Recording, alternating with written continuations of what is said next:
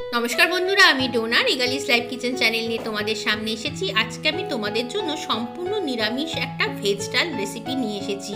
এই ভেজ ডালটা কিন্তু পনির দিয়ে তৈরি, আর এই রকম ডাল কিন্তু অনুষ্ঠান বাড়িতে হয়ে থাকে।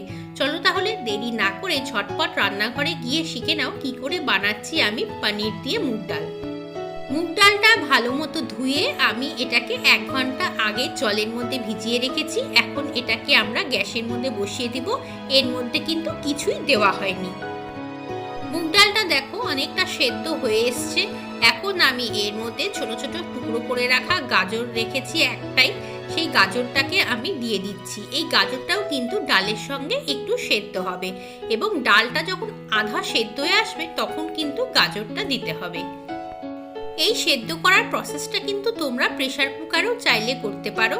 আমি এখন এর মধ্যে 1 টিস্পুনের মতো আদা বাটা দিয়ে দিলাম। আদা বাটাটা কিন্তু আমি দুভাবে ব্যবহার করব, একবার সেদ্ধ করার সময় আর একবার পরে ফোড়নের সময়।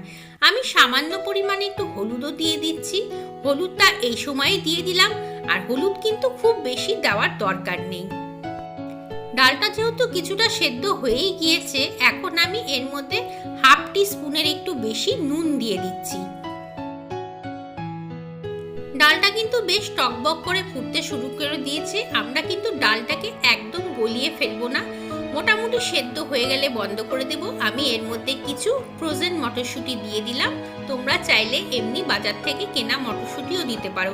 এই ক্ষেত্রে কিন্তু মটরশুঁটিটা পরে দিলাম, আর তোমরা যদি এমনি মটরশুঁটি দাও সেটা কিন্তু আগে দেবে। দেখো ডালটা কিন্তু পুরোপুরি সেদ্ধ হয়ে গেছে। এখন আমরা এটাকে গ্যাসের চুলা থেকে নামিয়ে ফেলবো। একটা কড়া বসিয়ে দিয়েছি, সামান্য পরিমাণে তেলও গরম হয়ে গেছে। এখন কেটে রাখা পনিরের টুকরোগুলোকে আমি একটু হালকা করে ভেজে নেব। খুব বেশি কড়া করে কিন্তু ভাজবে না, তাহলে পনিরটা শক্ত হয়ে যাবে। মোটামুটি একটু 2-3 মিনিট নাড়াচাড়া করলেই কিন্তু পনিরটা ভাজা হয়ে যাবে। পনির ভাজার সময় আমি সামান্য পরিমাণে হলুদ আর সামান্য পরিমাণে নুন দিয়ে দিচ্ছি।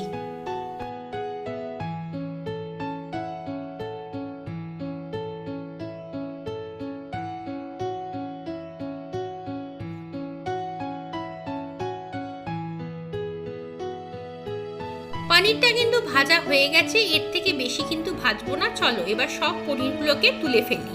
তুলে নেওয়ার পরে আমরা কিন্তু এই কড়াতেই ডালটাকে ফোড়ন দেব।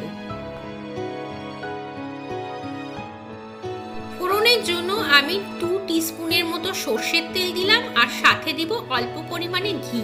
ঘিটা একটু পরে দেব, তার আগে দিয়ে দিচ্ছি তেজপাতা আর শুকনো লঙ্কা।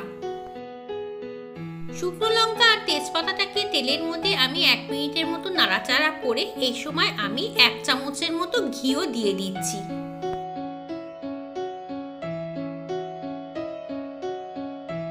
ফোড়ন হিসেবে আমি জিরে এবং মৌরি দুটোই ব্যবহার করছি। দুটোই কিন্তু 1/2 চামচ করে নিয়েছি। এছাড়াও আমি এর মধ্যে হিং দেব। ব্যাটারি শেষ হয়ে যাওয়ার জন্য ক্যামেরাটা বন্ধ হয়ে গিয়েছিল, সেই জন্য আমি ফোড়নে আর কি কি দিয়েছি সেটা কিন্তু লিখে দিলাম। হিং, একটু আদা বাটা, একটু টমেটো আর কাঁচা লঙ্কা এবং একটু নুন। এই কটা জিনিস দেওয়ার পরে আমি কিন্তু ডালটা দিয়ে দিয়েছি এর মধ্যে।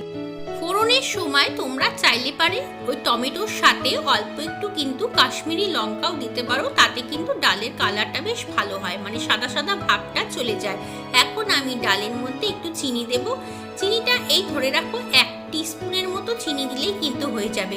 এটা যেহেতু ভেজ ডাল, এটা কিন্তু একটু মিষ্টি মিষ্টি হয়, সেই জন্য 1 টিস্পুন চিনি কিন্তু এই ডালটার মধ্যে লাগবে। আর এখন আমি এই ডালটার মধ্যে দিচ্ছি 1/4 টিস্পুনের মতো একটু গরম মশলার গুঁড়ো। সমস্ত রকমের মশলা কিন্তু আমার ডালের মধ্যে দেওয়া হয়ে গেছে, আর কোনো কিছু কিন্তু দেওয়ার দরকার নেই। এখন আমি যে পনিরগুলোকে ভেজে তুলে রেখেছিলাম সেই পনিরগুলোকে ডালের মধ্যে দিয়ে দিচ্ছি। পনিরগুলো অ্যাড করার পরে কিন্তু খুব হালকা হাতে খুন্তি দিয়ে ডালটাকে একটু নেড়ে চেড়ে দিতে হবে। বেশি ঘাটলে কিন্তু পনিরগুলো ভেঙে যেতে পারে, সেই জন্য খুব হালকা হাতে, বেশি ঘাটার দরকার নেই। একটু নাড়াচাড়া করে আমরা কিন্তু ডালটাকে নামিয়ে ফেলবো। আর তোমরা চাইলে পরে কিন্তু একটু ঘিও দিতে পারো। আমি নামানোর আগে যেহেতু ভেজ ডাল, অল্প একটু ঘি দিয়ে তারপর নামিয়ে ফেলবো।